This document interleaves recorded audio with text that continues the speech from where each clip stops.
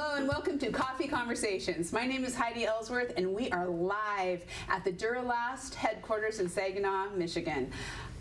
We have been looking forward to this Coffee Conversations for so long. We are going to be with one of the legacy families in roofing and really talking about what it means to be families in roofing, to be at the top of the sales chain, and really what's happening out there. So before we get started with some very special introductions, I want to go over a few housekeeping.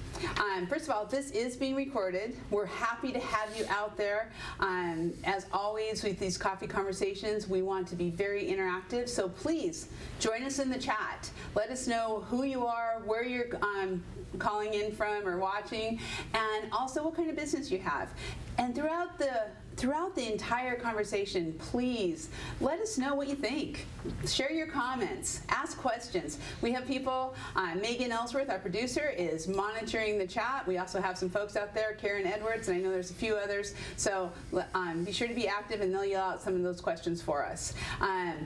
We also, again, this is being recorded and it will be available within 24 hours on demand. So be sure to share it out to everyone. So let's get started with this live Coffee Conversations. First of all, the title of this Coffee Conversation I think is so perfect, and it's called Representing Excellence, the Gottron Family Legacy. And let me tell you, I've spent the best morning so far with this family, getting to know them. So I want all of you to meet them and really see how special this all is. So gentlemen, hello. Hello. Good morning, Heidi. So excited to have you all here. Let's start with some introductions. So first, Jeff, if you can introduce yourself, tell us about your company and what you do with it. All right. So I'm Jeff Gottron. Started with Duro-Last in 1983, along with my father, Joe. And I live in Fenton, Michigan, and represent Duro-Last as Engineered Systems of Michigan, independent representative. I love it. I love it. Mike. Yep, Mike Gottron. I live in Columbus, Ohio. I started with Duro-Last representing them in 1985. I actually worked for them as an employee, their first national sales manager in 84, and happy to be here. So happy to have you. Bryan. I'm Bryan Gottron. I live in Dayton, Ohio, and I started in 1996, co-independent rep for Duro-Last in Ohio with my brother Mike, and yeah, happy to be here. Thank you. Excellent. And Chris. Yep, Chris Gottron. I live in Columbus, Ohio with Engineered Systems. Joined Engineered Systems and the DL team in 2018, and yeah, excited to be here as well. It's so great. Trevor. I'm Trevor Gottron. I live here in Michigan. I'm a sales rep for Jeff Gottron in Engineered Systems of Michigan as well, and I live in Fenton also. And Austin. Yes, I'm Austin. Happy to be here. Also rep in Michigan, independent rep with Duro-Last and Engineered Systems of Michigan, also Gottron Consulting Group if you look online for marketing purposes, but just happy to be here. I love it. So as you know, really when we were getting ready talking about this Coffee Conversations, I was really excited because after 30 plus years in the roofing industry, you have to know that manufacturers reps are really the heartbeat. They are the heartbeat of our industry. They know everybody. And so it's been fun. We've been kind of sharing, do you know this person? Do you know that person? And really looking at this. And so Duro-Last wanted to bring the Gottron family together to really show how important manufacturers reps are and share some wisdom of what's going out there, because Duro-Last has some of the most loyal, motivated, successful reps in the industry. So today that's what we're going to be talking about. Be sure to ask questions as we go along, but we're going to first, as we always like to do, we're going to tell some stories. We're going to hear a little bit of the history of the Gottron family. So Jeff, let's start with you. Loves to tell a story. I've already figured that out. And but what I would love to hear is, how did the Gottron family get involved with Duro-Last? How did it all start?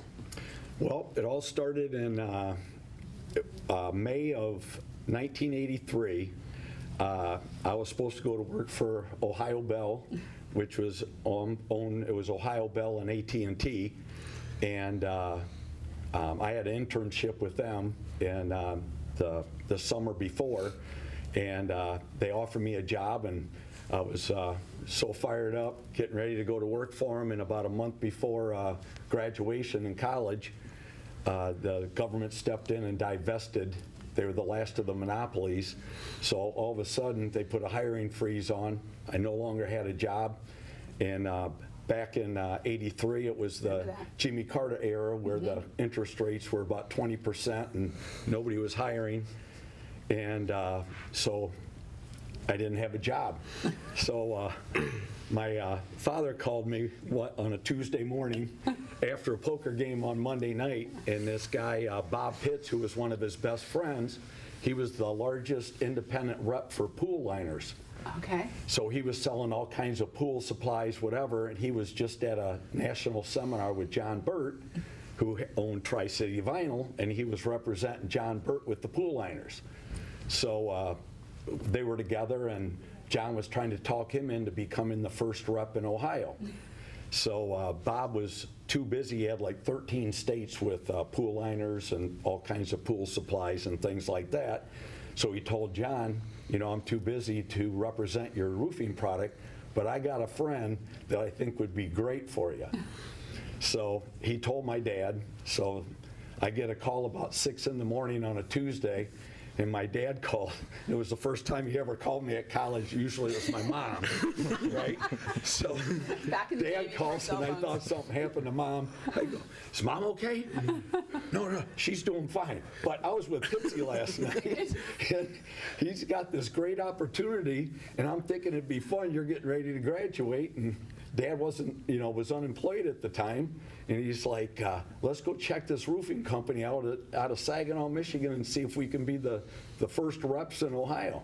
So I go, okay, let's go up there this coming Friday.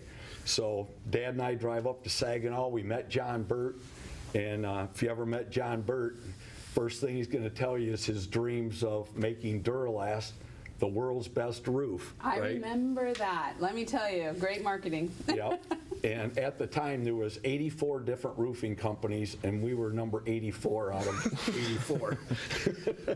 But he was so convincing and so passionate about the product, we thought, man, we're going to take this to the top, Yeah. right? So we decided to take the line on in June 1st of 1983. So Dad and I started together in Fremont, Ohio, and John Burt was a big hunter and fisherman, and Dad had a fishing boat and had a marsh for ducks and geese. So John, who was a World War II pilot, had his own Cessna plane. He would fly down, and we'd do sales calls in the morning, and we'd either go fishing or hunting in the afternoon, right? good Depending old on what the days. season was. And so after, a whole, from June to we get towards about November, John's like, hey, you guys are doing really good. We're starting to set up all these contractors and got things rolling in Ohio. He goes, I think you ought to move to Michigan, leave your dad down here, and you need to do the same thing up in Michigan. So it was kind of funny because Mike was... Now wait, I'm going to hold on because I want Okay. Mike to tell his story. So, Okay. right now, this has been so much fun. So okay, so did you go to Michigan? Yeah, so Yes. I moved up to Michigan January 1st of 1984, and John's like, hey, Mildred, we got a place in Florida, so she would spend the winter down in Florida. He goes, you can just live with me until you find a place. Okay, I didn't hear that earlier. Okay, Yeah. then Mike, where were you in this whole story? I was living in Houston, Texas, so my background is HR, and I was hiring people for Tenneco Oil, one of the top biggest companies in the country. So Jeff and Dad were pretty excited about being associated with Duro-Last, and I was going to be coming home for Christmas to visit the family from Texas. So they said, any chance you'd come up to Michigan and just see what we're doing? So I came home, Fremont, Ohio. We drove up to Saginaw. we did like a tour of the facility, and like Jeff said, spending time with R Burt, he starts telling me his vision and what do you do, Mike? And I hire people for oil industry and this and that. And he goes, why don't you come to work for me and become our first national sales manager? And your dad's like, no. Yeah. So it's like I was dating a girl down there who had given me a plane ticket to come home for Christmas to see my family. Next thing I'm calling her saying, you're not going to believe this, but I got offered a job in Saginaw, Michigan. She wasn't real happy, but she said, hey, do what you think you should do. And believe it or not, I went back and gave my 2 weeks notice and moved to Saginaw, Michigan. So it's kind of crazy how life works. But I think the other funny thing is these guys made like $11,000 commission their first 6 months, and they're so excited that they're doing this. And but John's vision and the way he could make you believe was pretty much part of the reason I did it. I love that. Okay, and Bryan, how did you come into this great opportunity to join? They're all wheeling you in, right? Exactly. I'm the youngest of 7 kids, and I'm way younger than everybody, way younger. I was 10 years old when all that started in '83, and so I kind of grew up a little bit just kind of watching everything that they were saying as far as them going out on sales calls and contractors coming by or Mr. Burt coming by and all that kind of thing, but I never really gave it any real consideration as like a career. I was interested in engineering. I went to Ohio State to study civil engineering, and I co-opted doing all of that, and I got several offers to do structural engineering, and kind of towards the 11th hour when I was getting close to graduation, I remember Mike, he was living in the Columbus area at the time, and he reached out and said, hey, I'm going to be down your way, you want to go grab lunch? And we had lunch together, and that was kind of when he said, I really think that instead of going that route, I could really use your help. Dad's about 65, he's doing a lot more hunting and fishing than he is selling. It wasn't just afternoons at that point. Yeah, exactly. Yeah. So obviously it was a tough decision because I was thinking about being an engineer all that time up to that point, and frankly I kind of avoided things like public speaking and things that might actually be part of the job description, which tells you how desperate Mike was for help. I was like, you really want me to come do that? So, but I made the decision. I said I guess I could always go back to engineering. If I don't like this, I'm going to give this a shot. And so I graduated in March of '96, started with him April 1st of '96, and we've been working together now for 28 and a half years, so it's been great. Cool. We're going to talk a little bit about that too. What does that mean with the family and working together and laughing together? And I'm sure sometimes a little annoyed with each other, but you wouldn't have seen that, let me tell you, at all so far. Okay, now the next generation, right? So Chris, how did you get into all this? It mirrors much of that story in a lot of ways, but I grew up kind of in the business, if you will, but arm's length.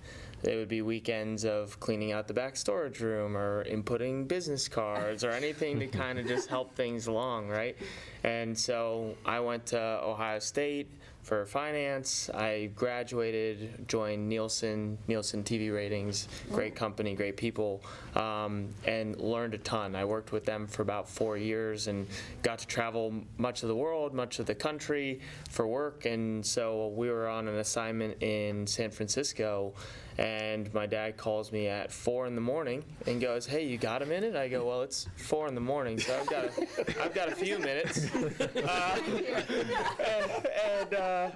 And he goes, I don't know if you've ever thought about it, but it would be great if you would come into business or if you'd be interested at all. And so I thought about it for a little bit, and I said, let me get back to you when it's normal hours. And I called him back a couple of days later, and I go, I want to do this, I'll join you, but I'm going to put a 2-year stipulation on it, and that way if it's not going well, I'll just bail out, and no harm, no foul. And he goes, great, that works for me. And that was June 11th of 2018, and it blew by, and it keeps becoming more fun each year, but no, it's been a blast, and it's been fun to work with family either loosely through Michigan, but also directly with these two, and it's been awesome. That's awesome. That is so great, and it's definitely been more than 2 years. Definitely been more than 2 years. I've heard some of those too. Trevor. Yeah, so kind of like Chris, grew up around Duro-Last my whole life. I mean, he's a passionate individual. He's been with the company for 41 years. So grew up in the back seat with insulation in the back seat, poking holes through, playing with membrane and Duro-Last screwdrivers. So, as you can say, and it's funny, like, it's just, I went to Northwood and Mott Community College for marketing, and it's funny how marketing sticks with you, and that kind of stuck with me my whole life. Yeah. So I've been working with Nike the past 5 years, and he's been bugging me like, really think it'd be great if you join and work for me. I'd love it, and it finally worked this past year when I started in March. So it's been an incredible opportunity, and I see why he's so passionate about it. But it's been awesome getting to see my family and why they're so passionate, and how much respect they command from this industry, and how hard they've worked to be where they're at. So it's been an incredible opportunity so far. That is a great point too. You just, that legacy. That's how we started talking about this legacy. I love that. Austin. Yes. Yeah, it truly is an honor. I mean, like going back there and seeing John's old Rolodex with your guys' name in there and Grandpa's name in there, it's crazy. But yeah, I mean, I joined just this past year, and had some roofing experience on a crew as an estimator years ago, and then got into sales with power tools and technology, and went down to Texas and met Bella, who helped us put all this together. Yes. And but always thought, had Duro-Last in the back of my mind, was obviously very fond of Duro-Last, but got going with my career and was just doing what was working, and had some great experiences, met some amazing people, and just worked out where just this year we're talking, and he'd asked me to come work before, and I had just gotten some different opportunities, but man, timing just worked out, and it's been so fun to work with my brother, and get to be closer to family all the time, and it really is an honor to be able to learn from these guys and learn from the best, really, and also be able to carry on that legacy. And we're really not the only people that have been so loyal to Duro-Last. I mean, so many people around the company been here decades, so it really speaks to Duro-Last. I mean, when you think about that, and with Duro-Last, and with your dad and Grandpa Joe Gottron, with you two starting, and I want you to tell just a little bit of the story about how you started bringing in everybody around you too. I mean, some of your best buddies, right? Yeah. Like that passion spread obviously to the family, but overall, this industry, roofing, is all about family. I mean, it really is family, and so when you have this kind of family, you want to work for people who appreciate or represent people who are family, which obviously Duro-Last and the Burts were family, but also all the contractors out there. Multi-generational family, we're just, it's everywhere. So how was it when you first started bringing people in and working with all these family, passionate families? Yeah. Well, since Mike was the first national sales manager, he was kind of in charge of recruiting people, so it was funny. He's reaching out to his friends from college, people that he knew. I happened, one of my best friends from college is Buddy Wilson, who's been a legend in the Duro-Last family. So he was working at a car dealership in Columbus, and I was down for a football game, and I went to visit Buddy, and I was so excited about getting things rolling, and Mike had just started with Duro-Last hiring people, and so I go, Buddy, you need to get a state. I said, we're going to be the world's best roof. I said, we're going to be the fastest growing company out there. And he goes, well, can I get a state? I go, yeah, Mike's the new sales manager. He goes, well, Twist my arm. He goes, what state can I get? I go, well, anything but Michigan, Ohio, or Wisconsin. So Buddy pulls out a map, and he goes, man, Texas looks big. So sure enough,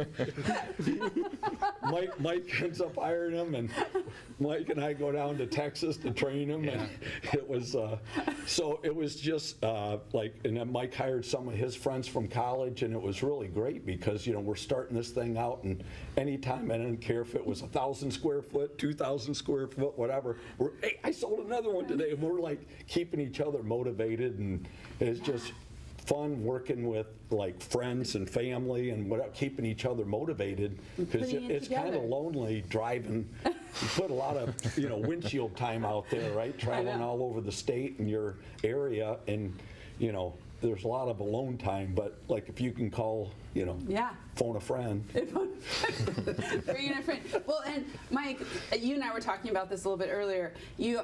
As you start your own business, and I've seen this with Roofer's Coffee Shop, people will say, oh, don't hire family, don't hire friends, don't do that, that's bad business practice. But roofing just seems to totally ignore that. We really believe, so as you were hiring all these friends, today you look at the dynasty of the Duro-Last rep organization, you all created a lot of that. And talk a little bit about that, going around and bringing people in.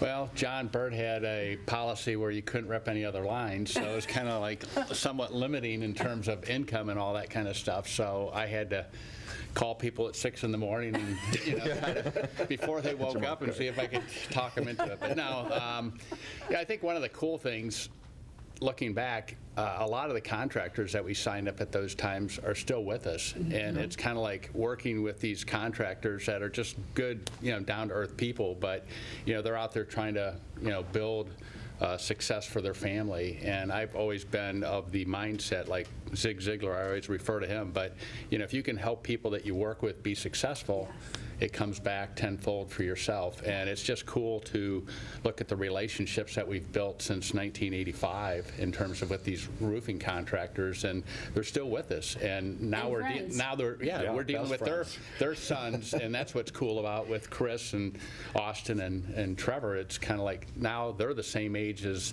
the people that we started with, and it's just really fun to be working with that second generation and see how successful these contractors have become, and we've been successful because of them. And I want to kind of follow that line, because Chris, as you're working and meeting some of the probably young people who you grew up with as friends and family, how do you see this generational switch going and happening between contractors, rep groups, and just that's not always easy, the succession? Sure, it can be complicated at times.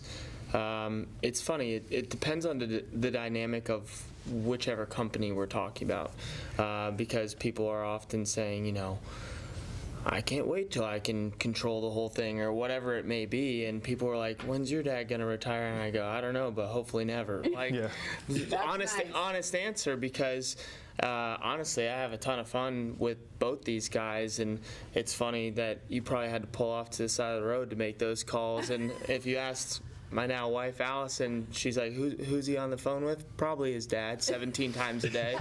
But all that to say is, you know, some people can't wait to control the thing, and frankly, it'll be great when that day comes, but at the same time, I don't want to give up the fun period of right now.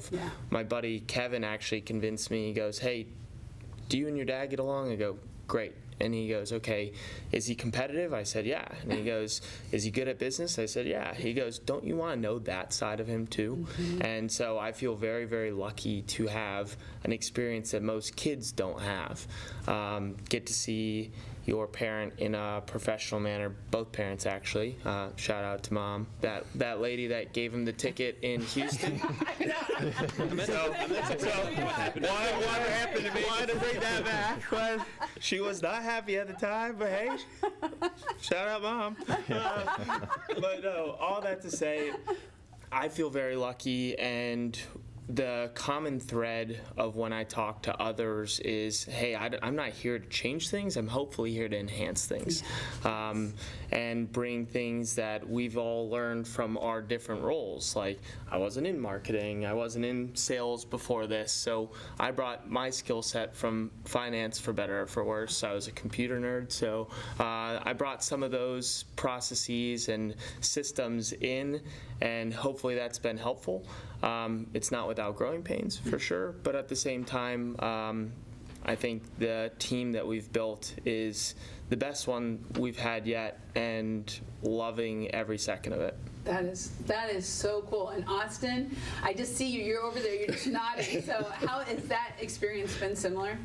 Yeah, it has. I mean, you know, it's really exciting. I think what he said resonated really well with me was, you know, being able to see, you know, your dad or your family, your uncles in a different light a little bit, you know, kind of being able to see really what they've built and see them in their element, truly. So it's really exciting. Yeah. I'll tell you, if I could hop in one thing, I think one interesting dynamic is your son or your brother see you when you're happy, when you're not happy. You know, they see every part of you, and I think some of that can be a little scary, right? But it's cool that we have the relationship that he'll go, Dad, you're getting a little too excited, or there's things he brings up of things that I don't get done, or things I should do, but it's a healthy relationship, and I think that's what makes you better. Yeah. And to add on to what Mike said, and we've had a conversation, it's like you do have to have tough conversations. It's not always easy, but to be able to have that transparency with your family it's a beautiful thing. And like Chris said, it's not always easy, but at the end of the day, like, those conversations need to be had, and it's what pushes us forward. So Yeah, we find the same. I mean, we're a family business, and we find the same thing. And one of the things, and I'm really curious, there's going to be some questions on here that they don't even know I'm going to ask, because and so much. So Bryan, I'm going to ask you this: how are family gatherings? Do you only talk roofing, or do you have any rules around that? No official rules. It's the one cool thing about, one of the many cool things about Duro-Last. They have an unbelievable national sales seminar, and it's a great way for us to be able to interact with contractors who've had amazing years and celebrate them. But it's often very much like a family reunion at those things, which is a lot of fun. So, we're from a big family, so getting everybody from our family together is challenging to do. So whenever we do get together, it kind of feels like the party is on. My dad was very much that way.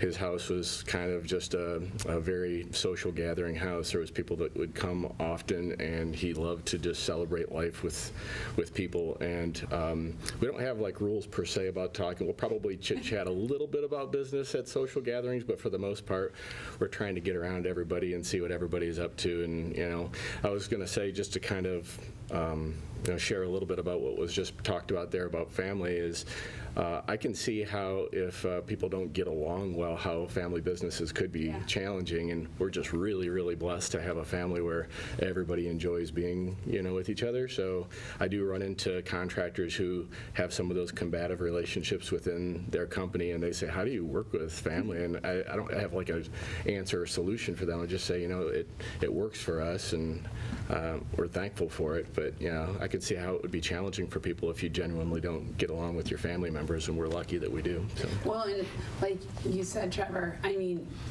being able to have those conversations, and what I've seen here this morning is a lot of respect.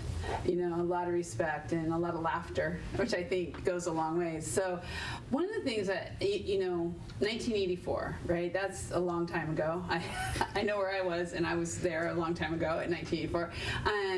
What things have you seen change in the roofing industry? And really, it's going to be kind of two phrases that I'd kind of like, what things have you seen change? And then what are some of the trends, where we're going? What do you think is important to the contractor? Especially, I mean, that's a long time, 41 years, and a lot has changed. No. What do you think? Yeah, because back when I started, I mean, build-up roofing was still the major player in the game. It was more than 50% of the market, probably more like 75% of the market. So like when I'd go and visit contractors, they pretty much laughed me out of their, what this? What's this? Smells like a shower curtain. And they'd laugh me out of their office, and I just had to keep knocking on doors, and it was before cell phones, so I had to go get a lot of quarters and use the payphone to call Yellow Pages until somebody would give me the time to listen, and so it was pretty crazy. And so we were, started in 1978, Duro-Last, and back in 78, there was hardly anybody using single-ply roofing, right? Yeah. So EPDM was just coming out, right? Trocal was like the big player, and they were from Germany, Yeah. right? And then they had all kinds of problems, which kind of gave PVC's bad name, but it was non-reinforced, so they had the issues because of that. So things have evolved big time, from, that to now where there's, now single ply dominates the market and build-up roof has gone by the wayside. Modifieds were in there for a while doing quite a bit, but, there's the downside of that. But, so it's changed dramatically Yeah, in that era. When I think about the change from VOR to where we're at today, not only with single ply, but prefabricated, right? And Sure. that's such a huge thing. And that in itself, with how the market's changing, with labor shortages, everything else, so many ways, Duro-Last was way ahead of its time. And so you guys, I've been in this, you're selling something and contractors are just looking at you like you're a little bit crazy because, you're ahead of your time. So I think that's where John was a visionary, was the prefabrication, especially with flashings and everything associated with it. And, I look at the other manufacturers kind of following behind because labor is probably the biggest challenge for every contractor. So John having, prefabricated stacks and flashings and wall flashings and all the curb flashings, things like that was just really ahead of the time. So that was the big thing that we thought was a differentiator for Duro-Last. But I would also say, technology, just going from, I remember when I got my first fax machine, thermal paper, and Yeah. I got to save a 3-hour trip because I could just fax it to them. But, stopping at pay phones and waiting at gas stations for phones. And I think that's one of the things that Chris has been able to bring to our company with, just technology and how can we do things more efficiently. And I think that's where contractors that are successful using technology to help and then finding ways with labor. Back in the day, no one used subs, and now everyone uses subs, and it's kind of like trying to find subs and the challenges of that. So I think And that's training there. And training Yeah. there, yeah. Okay, I just have to ask a quick question. Did you have the big box with the phone on top? Oh, I had every Big type box. of phone. Yeah, The bag big phone. box. Yeah, the bag phone. Yeah, sorry. Now we're really going Well, I'll back tell you to the one day. other quick thing, roaming. I mean, my cell phone bills were $2,000 a month. $2,000 a month just for my cell phone usage. That's how expensive it was to have a cell phone. It was crazy. And Brian, you came in right around that time when cell phones actually, because I remember I was getting the cell phone going, oh yeah, this is great. And so, but what have you seen change since? I mean, you grew up in it too. I mean, watching your brothers and then coming into it. What were some of the things that you saw that really kind of differentiated what you all were doing?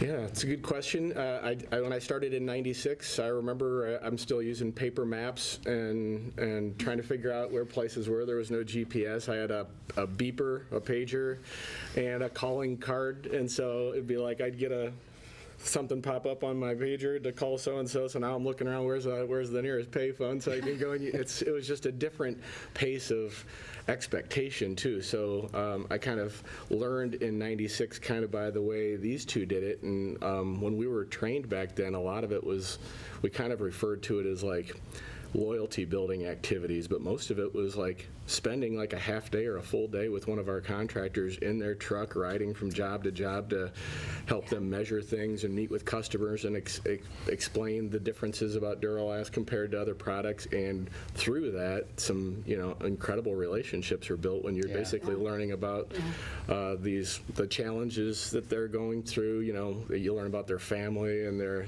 things that they like to do in a personal life. And I feel like as things have gone, through time now, there's a little less of that, which is disappointing, just because I think the pace of things and the expectation of things are just so fast that I would love to spend a half a day with a contractor, but the reality is they would probably say, hey, we got like 40 minutes before we got to get this thing measured and done and whatever, and it's just, everything is just faster now. But I think at the end of the day, I think consistency is probably all of our best attributes. That if one of our contractors calls us up and says they'd like to see us help them measure a 1,000 square foot roof and it's a 2-hour drive to get there to do it, we're going to say, yeah, I'll be there first chance I can to help you. And it doesn't really matter if it's, you know, a huge building or a small building. The reality is, you know, we're going to be there to help our customer. And I think that's where a lot of relationships have been special, and that part hasn't changed. I was just going to say, that part hasn't changed. I agree. That's the thing that hasn't changed. Okay, so future trends, what you're seeing out there in the industry. What are some of the things that are important to contractors today that maybe is a little bit different generationally? Oh man, that is an excellent question. I would actually argue the opposite in that a lot of what they've already said still holds true as the number one thing today, and it's the relationship. You can be the fastest, you can have the coolest spreadsheets or software. At the end of the day, they want to know who they're buying from, and getting out and being that reliable resource is absolutely fantastic. There's nothing that will replace FaceTime, in my opinion. No technology, but at the same time, we're seeing different softwares pop up. We're seeing different ways to put down the material. I mean, shoot, when I joined the business, walker welders were pretty common for me, but for these guys, are like, that's pretty new type of stuff. So all in all, that's where the prefab sheets were always so much faster, and then rolled goods came out and walker welders, and that's going to keep progressing, especially with all the technological advances that we've had recently. There are going to be more machine robotics. There's going to be more ways of doing takeoffs. There's going to be all different stuff that is wonderful for the industry, and I think the first movers and first adopters are going to have a massive advantage. But I don't know how you guys feel about it, but the adoption tends to be relatively slow in the roofing industry for whatever reason. But no, yeah, adopting to new things is not always the roofing industry's best trait, but at the same time, going with tried and true makes a lot of sense at times.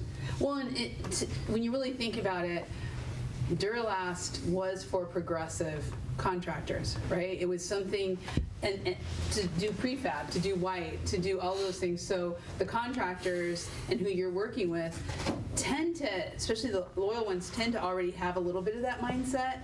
And Trevor, what are you, I mean, taking that same thing down, you're right, it's a little slow, but automation, robotics on the roof, the new types of automated machines to the labor, what are you seeing? I mean, yeah, I think Chris hit the nail on the head. The contractors and companies that are going to be able to integrate the new technology are going to have a huge advantage, but it's not always easy, right? Especially if they're making a profit, right? And they're doing well with what they're doing. They're not going to be so susceptible to change, right? Especially if it's working. But I do think, and honestly, Chris is right. Like, if they don't trust you and they don't trust the relationship that you've built, they're not going to listen to what you have to say, even if you are promoting their new technology or ways to help them.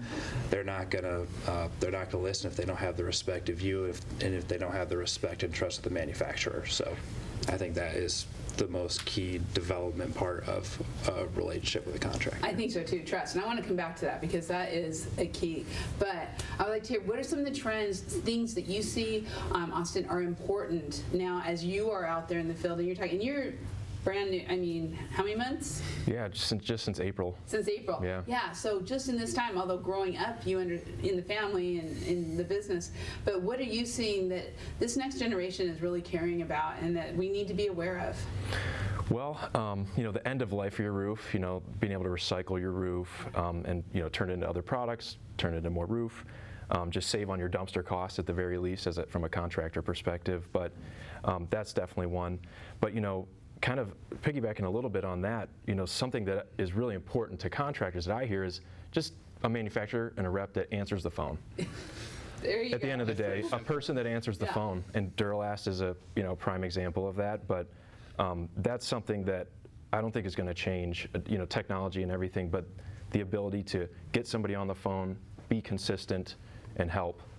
I think is the big one. But yeah, recycling, and of course, all of our DuraTough colors, the biggest trend in roofing. You know. Okay, the colors, there, good. See, nice. It's a sales organization. Let's talk about that. Hey, we have some questions and comments that have come through. So, gentlemen, what is your favorite way to recruit new people? So, new people into either your business or new contractors. So, how are you recruiting? I go to my recruiting specialist, human resource manager. And is it harder today with what you're seeing? Yes and no. I think our best people come from people in our organization to refer their friends, and so we've had some success with that. We just hired a person that came from a referral from within our company, and it's kind of funny. A few years ago, we had one of our guys, Corey, that recommended his best friend Josh, which was a compliment that he wanted his best friend to work with. Yeah. This was for engineered systems, but after we hired him, he goes, "Do we have a referral program where you pay us?" So I like it. I called Chris. He goes, "Yeah, we should have one." So we said, "Yeah, we have one." So, anyways, we gave him. I said, if Josh stays on 6 months, we'll pay you. So we did that. But I think contractor-wise, you've had some success as far as looking for people that fit in with Duro-Last. Right. And I'd say that we've probably had the most success of younger contractors that have very successful, let's say, shingle companies, and they're looking to get into the commercial business, and they know how to sell, and they want to learn the flat roofing, and Duro-Last has an exceptional training program, in-house training program. Then we also spend 40 hours out in the field with these new contractors to teach them the Duro-Last system. And then by having every job inspected by we have 7 full-time quality control inspectors just in Michigan, right, that go out and inspect every single job. So they're not only checking the jobs to make sure that they're done right, but also if they see something that they need a little more training on, or they're giving them tips on each job, okay, how to get better, right? Yeah. So it goes back to that relationship and the training. It seems like Yes. that helping. You've already said it a couple times, but I just love this. Helping other people succeed makes your success. Yeah. And that's really that contractor, being able to get those contractors in. Brian, you're like, yeah. Yeah, it's a fun process because the way I take a look at the west half of Ohio, I'm evaluating what types of contractors I have in each region. So some contractors like to go after large public projects. Some might like new construction. Some might like restaurants. Some might like small type projects. And what I'm trying to do is find the right balance of contractors. So in every part of my territory, I have contractors that are interested and qualified for all of those types of things, so that we have good coverage that way. But one nice thing about Duro-Last is they don't care necessarily what the size of a company is. What we're looking for are they good people that know how to install a good roof. So quality is important. Obviously, are they going to pay their bills, and are they the type of people that we can grow with? And it doesn't matter if they're $1 million a year company or a $5 million or a $200 million a year company. If they fit those other things of quality and good people, then we're interested in talking to them. And another thing I'll add is when I started in '96, it felt like it was a lot more work to go out and try to sell contractors on why they should become Duro-Last dealers. Yeah. And now we get a lot more people reaching out to us saying, we've heard a lot of great things about Duro-Last. How do I get signed up? So now it's kind of flipped to the point where we have to be a little bit more discerning about making sure that they fit the right criteria to join the family, because we take sign-ups seriously. We want to make sure we're adding good people that are going to carry on the name well if we're going to decide to move forward. What the common theme I'm hearing here, and we talk a lot about culture in a company, the culture of Duro-Last company, the culture of your companies, but there is a culture that also, I think, goes around contractors who are loyal to a manufacturer. And so the cultures have to fit across, going from the manufacturer to the reps, to everyone in the field, and to the contractors, and in some way to your clients, to the building owners who care about this. I know there's one more question I want to get here, because I want to make sure we're answering all your questions. Come back.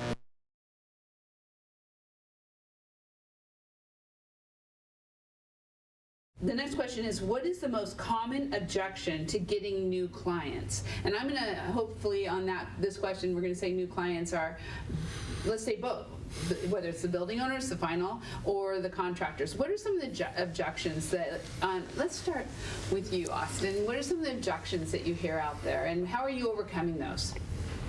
I think it's a lot of times, it's just a lack of knowing what Duro-Last does and why Duro-Last is a little bit different. I think that's a big one. And just simply educating people on why Duro-Last is different, how Duro-Last partners with contractors directly and, tries to make it a team effort, all to deliver the world's best roof and vertically integrate all the different things that Duro-Last does. People don't know. Yeah. And so I think that's just a big one, just a matter of people not knowing, and then also, like Trevor said, people having success doing what they're doing. What's working is working. So why change if you're having success? I think it's just a matter of not knowing that maybe there's a way to be a little bit more profitable and save your guys a little bit of time. Again, helping to win. And Trevor? Yeah, no, and I would say the biggest objection is their why. Why did they want to put a Duro-Last roof on? Is it just because it's spec Duro-Last and they have to put it on? Or is it because they've heard what Duro-Last is and they're inspired by the product, or they believe in what it is? So I think it's kind of figuring out why that contractor wants to be a part of the Duro-Last family and if it's a good fit. Yeah. Honestly, a lot of it comes down to pre-notions, if you will, where when we're walking into either an owner or a GC or a contractor, almost always somebody has heard of Duro-Last in some way, shape, or form.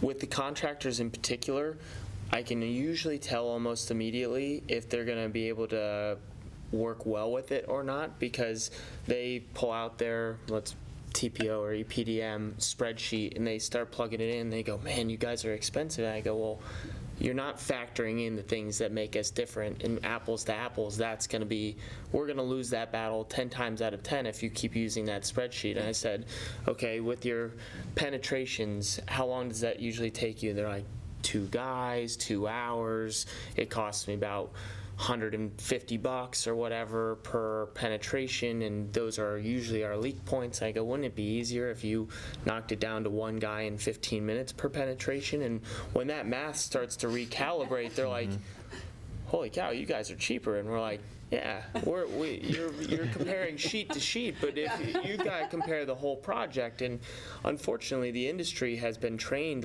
hey, what's my sheet cost right now? There's a lot more to the project than sheet cost. Square foot price. Square foot price and total install comes down to it. And frankly, the thing that I think the best contractors understand is, hey, that time savings is big for that job, but if you can get to 2 more jobs a year, think of how much more profitable you could be. So it's nice to be like, oh, we got off that job 2 days early. What that actually translates to is more jobs per year, more profit per year. And that's the missing link oftentimes. Owners and GCs tend to have the same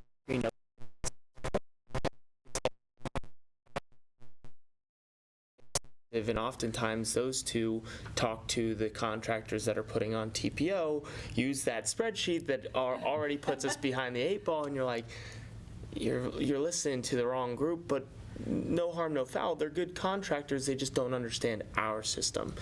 And then, unfortunately, I'll even bring back what you said, where everything's happening faster and faster, is we'll work with an architect and a job will go beautifully, and then the next job will come out and we'll see the same TPO spec from 2 months prior to that job, and we go, hey, what happened? And they go, we just don't have enough time to go and change on every job, so we're just going to copy paste it. And I go, I can understand your hardship there, but at the same time, didn't that job go pretty well? And they're like, yeah, it's just not worth our time type of thing. And trying to bring that value prop through on a consistent basis is what we try to do day in and day out, but sometimes it takes, sometimes it doesn't. And there's so much going on right now. I love that up front, really understanding that bigger picture, and then at the end of life too, with what you're doing with recycling and what the Duro-Last roofs can be recycled, to really understand that, and the longevity. I mean, there's just so many factors across the board. one of the things, so I want to make sure we get, we could go for like 3 hours, I'm telling you right now. I haven't even hardly gotten through my questions, but that's okay because this is so great. There is one story and it comes down, coming back to culture, to that progressive mindset. And Bryan, you were like really nodding smiling. So I want you to start about that one particular customer and how taking care of them has led where it's led to. It's okay. I'm going to let Mike tell it because actually this was I was probably 11 years old or 12 years old when this actually happened. But it's a pretty legendary story, and I loved hearing it told. So I'm going to let. I'm not going to steal your thunder. Go ahead, Michael. Well, it was in 1985, and I had just gone from being working at Duro-Last to becoming the rep in Ohio with Dad. And it was in Columbus. It was for Wendy's International. It was our first job and with them, and it was in Columbus. And so we had a contractor order the roof, and they hadn't had a lot of experience using our product, and got a call from the owner saying, this doesn't look like I thought it was going to look. And so I called R Burt, and John drove down. He was there the same day. We went out on the roof, and he said, this is terrible. And he basically said, I'll get you a whole new roof, but we're going to get a different contractor to do it so it's done right. And we did that, and since that time, we've done 8,200 more wins.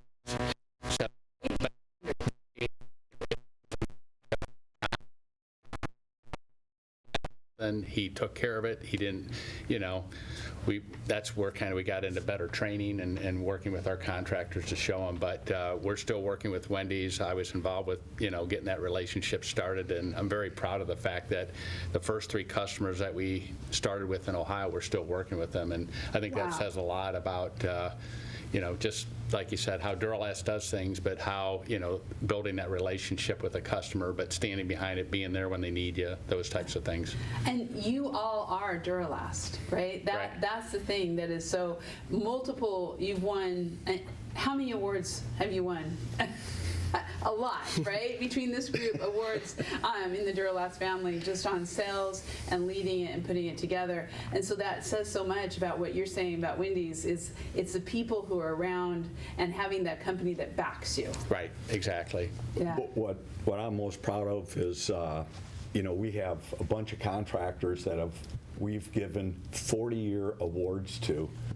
Yeah, that is cool. Which is amazing, and so many over 30 years and whatever. So, it just, that's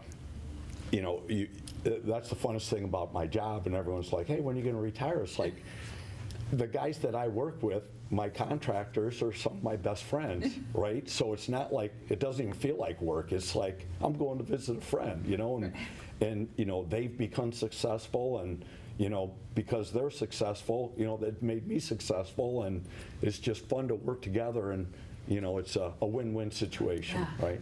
I love those, yes. One thing that is funny, though, you brought up awards, and awards are nice. They're fine. But I will say the one thing about our family is, although we get along great, we're very competitive people, And I learned quickly when I was riding with him and trying to learn the business a little bit, the first 2 questions at the beginning of every month were, where are our numbers at? And where are Jeff and Buddy? because we didn't really care if we were winning the award. We wanted to beat those 2. And so it was simple like, dang it, they got another one? Yeah. All right, we got to get out of there. So it was just one of those where every single month the same 2 questions come out of where are we at and where are they at? And so that's just success. Yeah. But that's a fun competition, and at the end of the day, it is cool that when he's Rep of the Year, Buddy's Rep of the Year, and it's been a great network of reps. I feel we have some of the best reps in the country, but we can all learn from each other and try to get better, and that's what we try to do. Well, I want to do, we only have a few minutes left. Like I said, we could go so long. So what I would like to end this with is a little bit of a speed round, and it's going to be on your advice to contractors. From 2024 going into 2025, what's your nugget that every contractor watching out here right now can take home on what they should be doing for their business, just however you want to do that. So Jeff, I'm going to start with you. Well, I still think it all comes down to quality, right? So contractors don't make any money on callbacks, right? So I think what Duro-Last has going more than anybody else is our quality control department and having a full-time inspection. We check every inch of every seam on every job. And Duro-Last is the one standing behind the warranty. So these guys are out there to make sure that that job's done right to eliminate the callbacks, which ends up saving them money in the long run. And it helps the reputation because you're going to get referrals off of good jobs. And that would be my I love it. advice. No callbacks. No callbacks. No callbacks. I love it. Mike. I think mine is working together is better than trying to figure it out all on your own. And my goal is to try to be a consultant to figure out how can I best help you to achieve your goals and where are your weak points and how can we help you. But I think that Duro-Last and even Engineered Systems, we're a sales organization and our strength is helping sell with them. So if we can work together, I think it's going to be better for both of us. I love that. I love that. Brian. Yeah, kind of stole my thunder there. I was going to go there as well. Glad I got to go first. Yeah, there's a lot of incredible tradespeople in the trades. I have the utmost respect for roofing contractors and all contractors, and many of them know their trade really, really well. Many of them have not been trained necessarily in sales, and what I often tell my contractors is isn't it a much more powerful chance to sell the project if I'm there, at your side, helping you with the sales process so that I can be there to let that building owner know about, how the warranty works, how we're here to support you as a manufacturer, and he's there obviously to make the recommendations for hopefully our product for that application, and it works really well. I call it the power triangle because you got the building owner, the manufacturer, and the contractor all seated at the same table, so you can have a conversation about what the concerns and issues and challenges are. We can all talk, and hopefully at the end of the conversation we can ask for the order and do business together. So I just think, kind of to your point, working together is far more powerful than trying to do it on our own, right? Yeah, so good. Chris. Most people in the industry already know this, but for every 2 contractors coming into the industry, there are 5 leaving in the next couple years. Wow. So what I will say is, to a degree, overtake care of your people. Retention is huge because that knowledge loss is more than any dollars and cents and the time away to recruit. The people you have on your team, take care of them. I mean, authentically take care of them, because you're only as good as your team, and if you don't have great people, you're bound to fail. That's excellent. Very good. Excellent. Stole my exact answer, but I had a backup one. But no, to add to what Chris said, I love it. good people are hard to find, so once you have them, keep them and take care of them and take the time, be patient. It's not an easy industry to break into. Be patient with them, develop them. And then my next one is for all the salespeople out there in the contracting world, follow up on your leads. Whether it's the person that went out to the call or it's another person calling on that person's behalf. A lot of people just fail to follow up on your leads. So just that'd be my simplest advice. That's great. Okay, bring us home. I mean, I don't think I have anything to add to all that. I would say just call us. That would be my biggest advice to contractors. Call us, leverage our help. We just want to help, and it's really exciting to be a part of these projects and see literally roofs go on people's buildings and really help people out, and so. That you brought us perfect right around to where we started, and that is your manufacturer's reps are your greatest friends. They are the ones who can build your business, can help you maintain your business and go that next level. And here is one of the two leading groups in the industry. So, gentlemen, this has been amazing. Thank you so much. Thank you. Thank you. Thank you. And thank you all for watching. I have to say, we will be doing more of this. I want to thank Duro-Last for sponsoring this, for making this happen. Talk about progressive from the very beginning. You've heard it here. and now live coffee conversations. This will be available on demand, so be sure to watch it and share it out with everyone, friends and family. And also, be sure to continue to follow us, because from here, I have to say, Roofers Coffee Shop is going to Innsbruck, Austria for the IFD, International Federation of Dockernwand competition of 28 and younger. We will be live streaming starting Saturday as we travel with the 3 teams that are going to be competing for the first time in this international contest. So stay tuned, get onto YouTube, subscribe, and ring that bell so you don't miss a single moment. Also, next week, Coffee Conversations will be bringing you the 2024 Trends Report. Hey, contractors from all over the country are answering this Trends Report. You are going to see it first next week, so be sure to join Karen Edwards and Lauren White as they bring this to you, while Megan Ellsworth and I are in Innsbruck, Austria, live streaming from the competition. Thank you all, and we will be seeing you on the next Coffee Conversations.